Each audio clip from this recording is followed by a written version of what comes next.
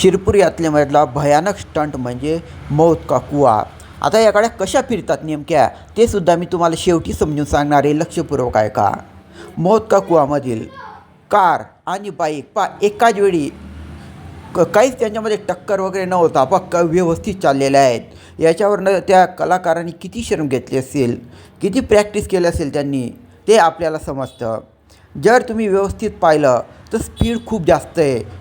या कार वगैरेच्या speed normal स्पीडपेक्षा खूप जास्त आहे आणि हेच त्याचं कारण आहे. फिजिक्समध्ये संज्ञा आहे सेंट्रिपिटल फोर्स. ज्याप्रमाणे आपली पृथ्वी सूर्याभोवती फिरते, आलं का लक्षात. जेवढा वेग जास्त तेवढं चांगलं आहे. तसंच इथं राहतं. जेवढा यांचा वेग जास्त राहतो कार किंवा मोटरसायकलच्या, तेवढं ती पडत नाही गाडी खाली. आणि घर्षण, या पण लाकडाच्या पाट्या आहेत त्या एकदम स्मूथ नाही आहेत, तर यांच्यामध्ये घर्षण होतं, त्यामुळे सुद्धा ते पडत नाही खाली. याच्यामागे फिजिक्सच्या बेसिक नियम आहे. किती सुंदर हे दृश्य मौत का कुआमधलं आणि चॅलेंजिंग स्टंट येतो.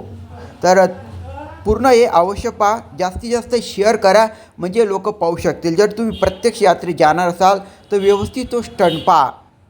त्यांच्या गाड्यांच्या स्पीड असं दणानून सोडतं, एवढा जबरदस्त स्पीड राहतो तिथं. इथं आपल्याला व्हिडिओमध्ये समजत नाही तो स्पीड, तिथं प्रत्यक्ष अनुभव करावा लागतो तो स्पीड. तर एवढं कौशल्य राहतं आणि विज्ञान पण आहे त्याच्यामध्ये.